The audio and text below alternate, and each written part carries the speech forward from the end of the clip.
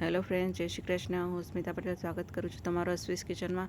તો આજે હું તમારા માટે લઈને આવી છું હોમમેડ કેરીનો મેથીયા મસાલાનો કેવી રીતે આપણે ઘરે બનાવીશું એની રેસીપી આજે હું તમારી જોડે શેર કરવા જઈ રહી છું.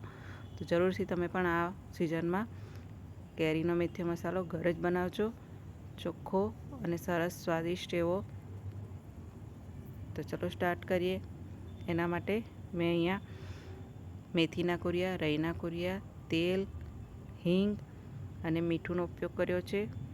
સાથે લાલ મરચું, એમાં મેં થોડું તીખું મરચું અને બીજું કાશ્મીરી મરચુંનો ઉપયોગ કર્યો છે, અને સાથે 2 ચમચી જેટલી હળદર.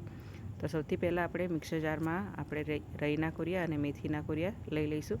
તો અહીંયા મેં 1 મોટો વાટકો જેટલો મેથીના કુરિયા અને એટલે કે અડધી વાટકી જેટલા રાઈના કુરિયા લીધા છે. આપણે રાઈના કુરિયાનો ઉપયોગ ઓછો કરીશું.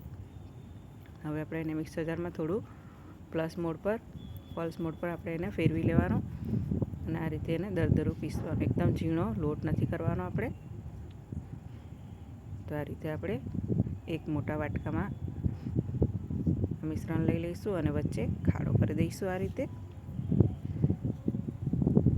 તો સૌથી પહેલાં આપણે મીઠું લઈ લઈશું. તો મીઠુંને આપણે થોડું શેકી લેવાનું, કારણ કે જો આપણે આખું વરસ આ મસાલાને સાચવવો હોય તો મીઠુંની અંદર જે ભેજ હોય એને આપણે થોડો ઉડાડી દેવાનો. તો એના માટે આપણે એક પેનમાં આ રીતે મીઠું શેકી લઈશું. તો મીઠું શેકાઈ ગયું છે.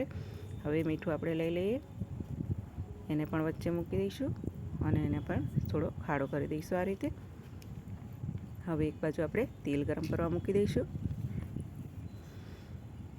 તો અહીંયા મેં તેલ ગરમ કરવા માટે વઘારી લીધું છે. એની અંદર મેં 1 વાટકી જેટલું તેલ લીધું છે.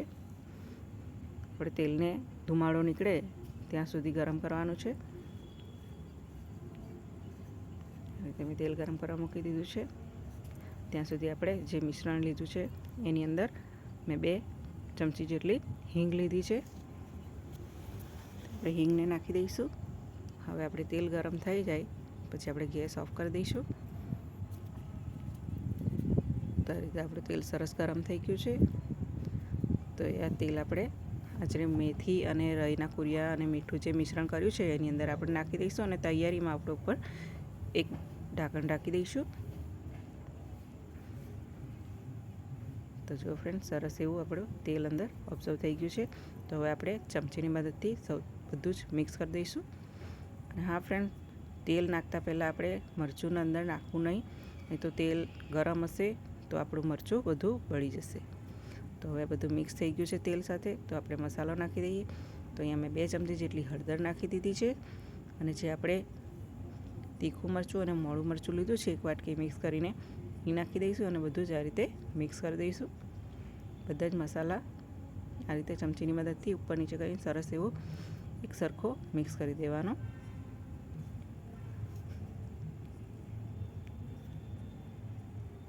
આ મસાલો સરસ એવો મિક્સ કરવો ફ્રેન્ડ્સ, નહીં તો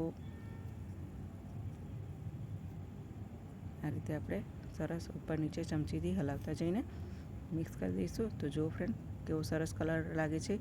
જેવો બજારમાં મસાલો મળે છે એ જ રીતેનો મસાલો આપણો તૈયાર થયો છે. તો આ રીતે તમે પણ ઘરે ચોક્કસથી હોમમેડ મેથીયો મસાલો જરૂરથી બનાવજો. તો જુઓ ફ્રેન્ડ, ખૂબ જ સરસ કલર આવ્યો છે. તો જરૂરથી તમે પણ આ સિઝનમાં આ રીતે ઘરે જ મેથીયો મસાલો બનાવી અને અથાણું બનાવજો. હાઇજેનિક હોય છે. તો આપણે એને ઢાંકીને 5 થી 6 કલાક માટે રવા દઈશું, જેથી બધું જ તેલ અંદર મસાલામાં એટલે કે રાઈ કુરિયામાં બધું સરસ એવું ઓબ્ઝર્વ થઈ જાય. તો જુઓ ફ્રેન્ડ, સરસ એવું મિશ્રણ આપણું સરસ તૈયાર થઈ ગયું છે. તો હવે આપણે એને એક કાચની બોટલ લઈ લઈશું. કાચની બરણીમાં આ રીતે આખું વરસ સાચવવા માટે ભરી દઈશું અને એને આખું વરસ સાચવી શકાશે. તો આપણે એને કાચની બરણીમાં ભરી દઈશું. અને હા ફ્રેન્ડ્સ, પછી જ્યારે પણ તમારે એને ઉપયોગમાં લેવાનું હોય ત્યારે એને તમે ઉપયોગમાં લઈ શકો છો. જેમ કે આપણે ખાખરા પર નાખીને ખાઈ શકીએ છીએ, જ્યારે ખીચું બનાવે ત્યારે, કે આપણે કોઈ પણ જાતનું અથાણું બનાવવું હોય ત્યારે આ મસાલાનો ઉપયોગ કરી શકીએ છીએ. તો હાઇજેનિક એવો મેથીયો મસાલો આપણે ઘરે જ ટેસ્ટી બનાવી તૈયાર કરીને આપણે આખું વર્ષ માટે એને સાચવી શકીએ છીએ. તો જરૂરથી તમે પણ ઘરે આ જ રીતે મેથીનો મસાલો જરૂરથી બનાવજો. વિડીયો ગમે તો લાઇક, શેર અને સબસ્ક્રાઈબ કરી દેજો અને બાજુમાં આપેલું બેલ આઇકન પણ જરૂરથી દબાવી દેજો. તો મળીશું હવે આપણે નેક્સ્ટ વિડીયોમાં. તો ત્યાં સુધી જય શ્રી કૃષ્ણ. અને સાથે મેં બીજા વિડીયોમાં જે આપણે અથાણું આ મસાલામાંથી બનાવીશું એનો પણ વિડીયો હું તમારી જોડે શેર કરી દઈશ. તો જરૂરથી દેખજો.